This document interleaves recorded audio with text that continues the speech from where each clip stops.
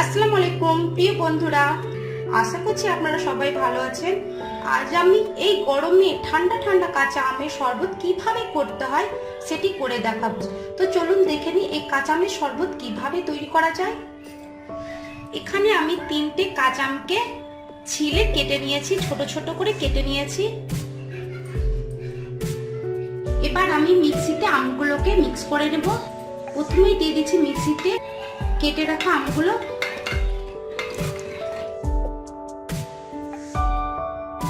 এবার দিয়ে দিব স্বাদ মতো চিনি।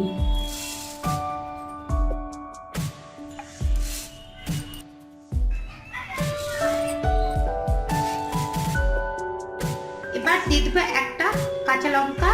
এবার দিয়ে দিব স্বাদ মতো সাদা লবণ। এবার দিয়ে দিব 1 চামচা বিট লবণ। এবার দিয়ে দিব হাফ চামচা ভাজা জিরার গুঁড়ো। এবার সবশেষে দিয়ে দিচ্ছি হাফ চামচারও কম গোলমরিচ গুঁড়ো। এবার কিছুটা দিয়ে দেব ঠান্ডা নরমাল জল। প্রথমে অল্প দেব, এবার ঢাকনা লাগিয়ে দিচ্ছি।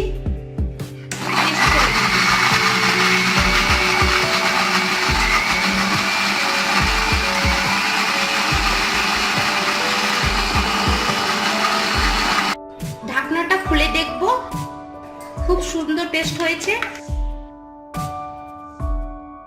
জুসটা রেডি হয়ে গেছে। এবার আমি গ্লাসে আইস কিউবগুলো দিয়ে দিচ্ছি।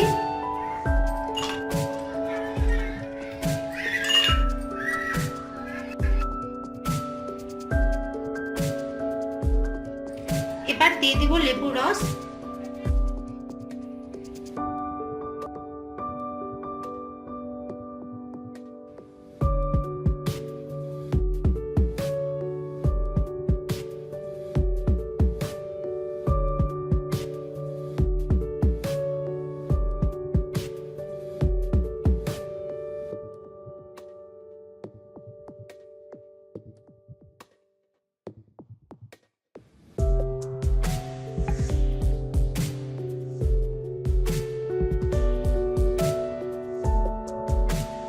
জুসগুলো গ্লাসে ঢেলে দিলাম। এবার উপর থেকে দিয়ে দিচ্ছি জিরা ভাজা গুঁড়ো।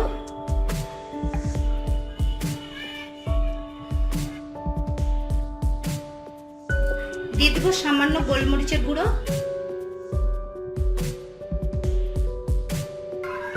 লেবু দিয়ে সাজিয়ে দিচ্ছি।